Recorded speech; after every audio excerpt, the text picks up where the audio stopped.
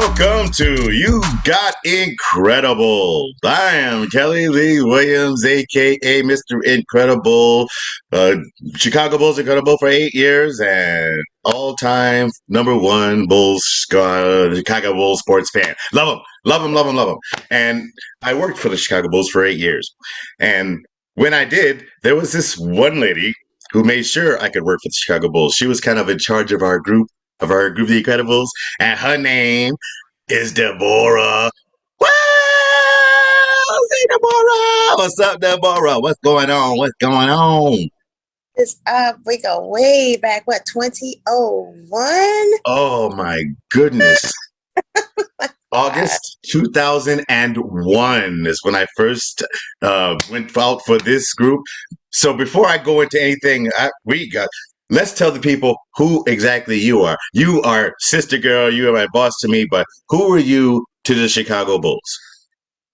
I came to the Chicago Bulls in 1995 as the marketing assistant. So I was marketing assistant, then I was the promotions coordinator, then I was the promotions manager, then I became the game ops manager. No, scratch that. In a very contested situation, after being promotions coordinator, I was demoted to marketing assistant once again. What? Hold up. And Wait. Sister girl was demoted? demoted Why? because my boss said your title shouldn't matter. But then my former boss, who was then in another sports team, I will not be naming any names, found out that I was demoted and quickly spoke to some folks. And is remoted a word? It is. Remoted is now a word now. Well, it's a word that means something, but now it means re-promoted. We're using it as re-promoted now. Yeah, you got remoted. Yeah. I remoted to promotions coordinator, and then that I became the manager of game ops. I'm sorry, game ops manager. No, manager. And then when our game ops person left, I became the manager of talent, and I also was given the opportunity to become the founder of the Bulls Entertainment Network inside of the Chicago Bulls. So started a company inside of the company. Yeah, that's what I'm talking about. So you were only there 5 years before I tried out in 2001. Now, a black woman in an NBA executive office, that has to be an interesting position. Now, I would like you to tell me one or two stories about Deborah being in the Bulls executive office and all them higher ups. Then they're going, hmm, who is this negress? And I just wonder how'd you navigate that? Um, Sometimes quite lightly and sometimes quite loudly. I think you've known me too well. um, I'm going to tell you a story. But once again, not name names, but it's a story I've been trying to tell someone. Um, Yay! One time we had a group of very special Incredibles who had gotten their little happy hands on some props and costumes. And so one of them decided to come out in a very large afro. Oh, So all over the court, having a great time. Everybody's loving it. He's shooting t-shirts. He's getting attention all over the place. And everybody wants to see the afro guy. Amazing. Next day I get called in and one of the brass goes, had a problem with your afro guy. And I said, why? And they said, well, he's already well over 6 feet tall. And his skin is already really black, because he was dark complected like myself. He's like, so having him in that wig makes him look even more black. And I said, it's kind of impossible to look more black. You either are black or you're not black. more So, black. He yeah. uses those words, more black. And then he said, well, I need you to not let him wear that wig again. And I'm saying, I respect your position. However, I don't understand your rationale. He said, well, I am high title as opposed to your low title. And I'm telling you, letting him walk around with that afro on makes him look like nothing but a big, stupid black. I had to pull out my inhaler. I was so upset, so angry. Whoa. Wow. Been And waiting for years to tell someone that. So that happened. may I interject? Was that incredible Brian by any chance? No. Oh, it wasn't. No, he's the Incredible who likes to get cranberry wasted. Oh my God. Mm-hmm. Oh, So, that's okay. Who's the brother? huh? I can't tell Who's you the? the. Oh, you I can't tell can't. your brother. I Okay. can't. I can tell you, but I cannot tell your adoring fans. Okay. Well, you know what? I'm gonna find out later, but y'all are ass out. But I'm gonna. I got to. Wow. That. Well, you know what? That is not surprising. And what? I know you got some. I know you got. I know you got another one, girl. You give it to us. You give it to us hard. Tell us Listen, about the Bulls. um, there used to be a time where only the Black people were allowed to take off for Martin Luther King's birthday. Now, naturally, that created quite a divide in the office, especially an office that was about maybe 25% Black. So the other 75%, and understandably, felt some type of way about that. Whoa. Yeah. Of course. Because it was a national holiday. It's you either close the office or you don't. But at the time, the Black people could take it off. So So basically, the black folks was just chilling on the day, and the white folks had to go into the office. and so it created a lot of tension because instead of directing those feelings toward the people who could make a difference toward the brass, they directed those feelings toward us as if we had somehow caused this. And of course, if you're going to tell me that I can take a day off, I'm taking the day off. You're damn right. I'm not going to stand in solidarity with my friends. Now, I did have one of my managers who was not African American, and she take it off. Wow. He went to one of her brass and was like, "I'm taking off Dr. King's holiday," and he said, "What are you going to do to commemorate Dr. King?" And she said, "What do you do to commemorate Yom Kippur?" So she was dismissed from the office and was able to take her day off because there was no answer. It was like, no, just because you're not planning something in particular does not mean, okay, if you're letting one person take the day off, you need to let everybody take the day off. Damn So, right. for a while, the solution came as a nanny boo-boo from someone else, not necessarily a brass, but someone else higher up in our office. Sorry, my little heart is not working. But anyway, but someone else a little higher up in the office came and appeared in my doorway. I have requested a game for Dr. King's holiday, and I'm going to continue to do that each year. And I was just like, okay, so why are you telling me? But we already know why he was telling me. So that nobody could take the day off. Wow. And Wow. eventually someone came to their senses and created a set of designated holidays and then the option to take a certain number of floating holidays. So basically, whatever holiday meant something to you, you took it off. Which they could have done. Like if they could have done King holiday, then at least other people would know, okay, well, I'll take off Be Kind of Dill Pickle Day and it'll be even. So, but so once they did that, those tensions kind of lowered. There's a whole lot more stories like that. The witnessing the OJ verdict in the office. Oh my God. You were in the office when you saw that? Very interesting. And I got hit with both ways. Well, yes. Immediately, again, the people who did not look like OJ, most of them felt a certain way about him being declared innocent, and they took it out on other people who kind of did look like OJ. So I got that, but I also got from my counterparts because they wanted to high five, and I was just like, yo, I think he did it. So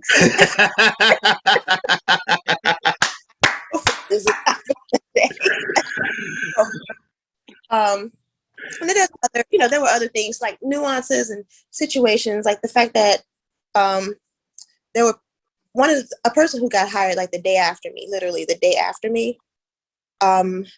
Within about 5 years, he was a director. Wow. And it literally took me from 1995 all the way until 2012 to become a manager. 5 years for him, 12 years for you. No, 17 years for you. My goodness. A long time. So I'm talking with BORAH WELLS, promotions ops coordinator extraordinaire for the Bulls Entertainment Network, creator of the Bulls Entertainment Network, and she ran the Incredibles while I was there from 2001 to 2008. Now, let's talk about the Incredibles. Now, when I came out in 2001, I was told by a family friend's wife that this incredible tryouts was happening. I've been to games before, but I never thought about actually going off of the team. And I was pretty old at that time because Incredibles are usually young. What'd you think when you saw my old ass just coming up in there going, what's this guy about? Get off my lawn. Honestly, I don't know what it is, but ever since I took over the selection process for the Incredibles in '96, and I took over the full management, I think that year that you started, maybe, or the year after. No, the year after you started. But anyway, there was always something that made me just kind of know. Like, I didn't have to go through a whole audition process. The audition itself, the physical audition part, was always just confirmation for me, something I could say to my boss or show video of to my boss to confirm what I already knew. Like, every Incredible that I've ever personally selected, I knew when I met them. So you came stepping off the elevator. We like almost ran into each other. You look at me down and up, like, what is he even doing here? Because I didn't know you were there for the auditions. But I'm like, whose dad is this?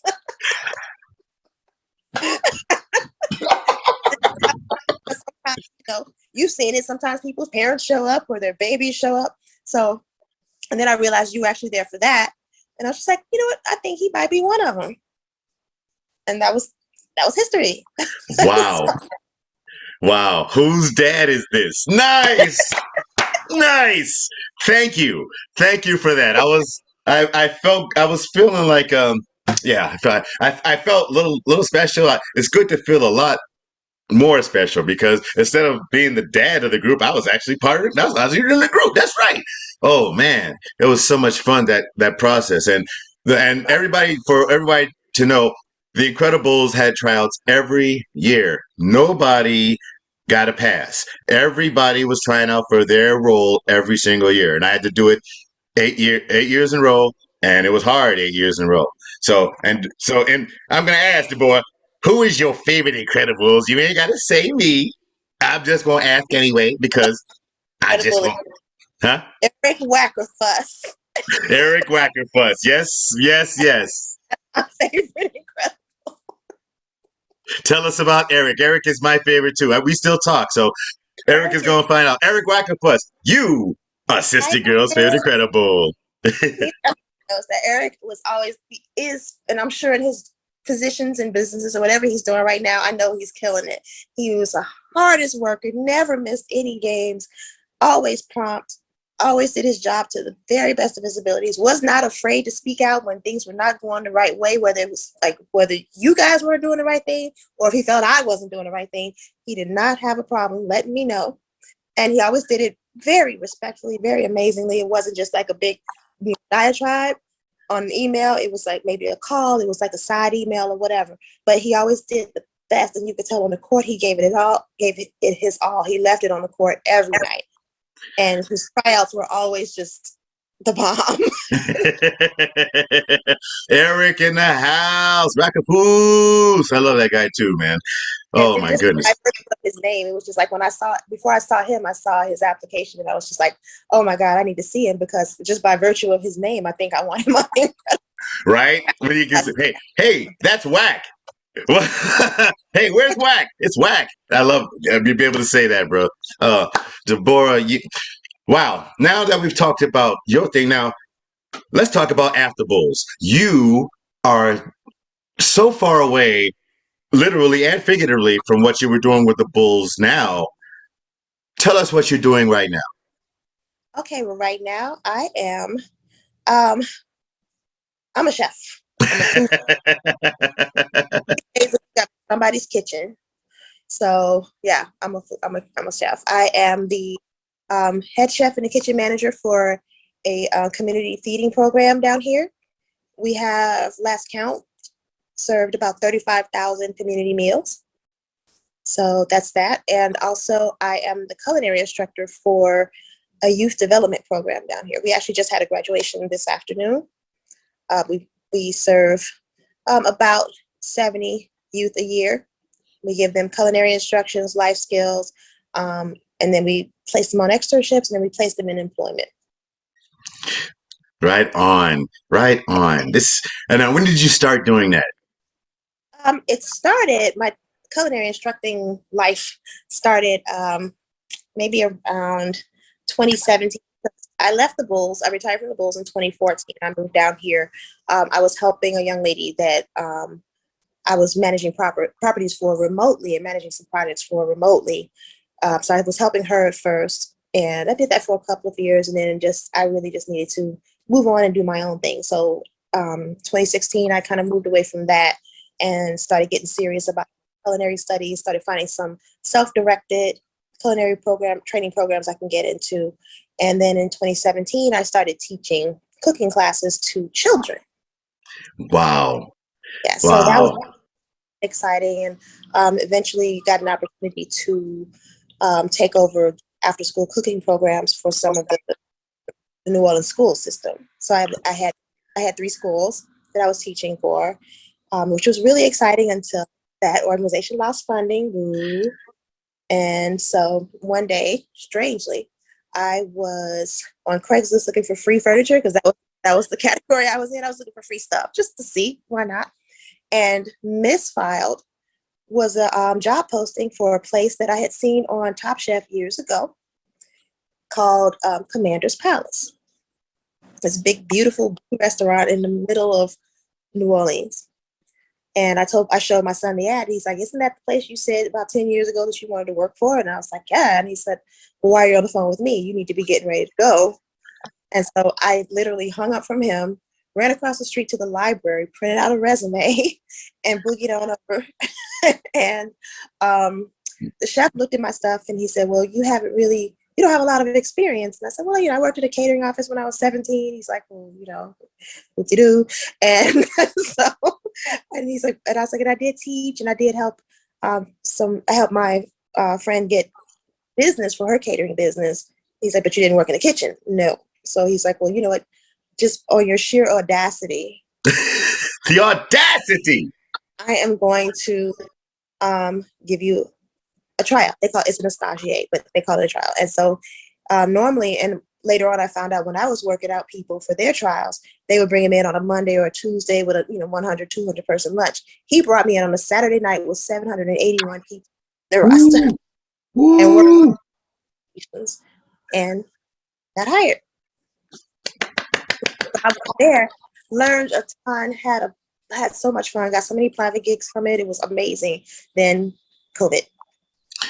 And I, well, while you were doing that kitchen thing, I was in Las Vegas, starring as Sammy Davis Jr. and the Rat Pack Lounge in a show on this trip, and it was sold out. So we both got kicked down by COVID. So that's kind of, well, everybody did, but us particularly. Not everybody was doing something cool like us. Right. But it turned out to be a blessing, because a couple of weeks into my layoff, because they had to make the difficult decision, there were 253 employees at Commanders, and they could only keep 13. I didn't make the cut. And I get why I didn't make the cut. I felt some type of way at first, but I get it. they needed, it was going to be a lot of work because they were pivoting to, you know, phone orders and shipping food, and they needed young, fast people, and you know, so they kept the younger people. And I get that. I totally get it, because I wouldn't have been able to keep up. I don't think I would have physically been able to keep up the pace. I'm 50, man. So yeah, they kept the 17 and 18-year-olds. of course they did. I get it, and I totally get it. But it was a blessing because a couple of weeks in, you know, I'm on mutual aid trying to see, you know, if I could help somebody or if somebody could help me, and found out that there was a feeding program going on down the street from my house. I'm like, I'll go help wrap sandwiches and maybe they'll give me a sandwich, you know, why not? So I go down there, and the reason I found out about the program, this is a funny story too, is because on this mutual aid page, this woman was like, basically this one woman was basically telling her story of need, and another woman jumped on and was just basically like, you know, you need to get a job. That's why I can't deal with Black people and blah, blah, blah. You know, just very, very, you know, I'm in the South. They say whatever. So they were saying some whatever. And so I started saying some whatever back and letting her know why she was wrong. As somebody kept liking, as this argument is progressing, because, you know, we were arguing, somebody kept liking all of my comments. And it turned out to be this Ben Grove. And he's the one who oversees this feeding program. I was clicking, and that's when I found out about it. So we go to this feeding program, and we're wrapping sandwiches, and I'm telling him what I do for a living, and he goes, would you be willing to kind of help? And so, because I also saw like they were buying pre-cooked food, they were buying this meat for sandwiches, and I was like, you guys are gonna, whatever funding you're gonna you're gonna go through this. You're gonna blow it. Buying pre-fried chicken, just stuff like that. Right. Because nobody in the group really knew how to cook. They were just trying to feed people. So one thing led to another, and now, you know, it's a huge program. They were feeding 75 to 100 people when I got to them, and now we feed between 200 and 250 people per cook per day. So we do it twice. So blessed to be part of that. Blessed to be able to feed a lot of people. I do realize that cooking and feeding the community and teaching the youth, that's me now walking in my purpose. I loved working for the Bulls. It was fun. It put my son through school. It exposed me to a lot of amazing experiences. But that wasn't what I was here for. And yes. Right now, I'm here for. And your purpose is incredible. Deborah Wells, 20-year coordinator, entertainment coordinator for the Chicago Bulls, my boss for 8 of those years, and now an amazing chef and teacher in New Orleans, Louisiana, making life better for a whole bunch of people. Sister girl, I'm so proud of you. Indeed. You bring in a lot of things to life.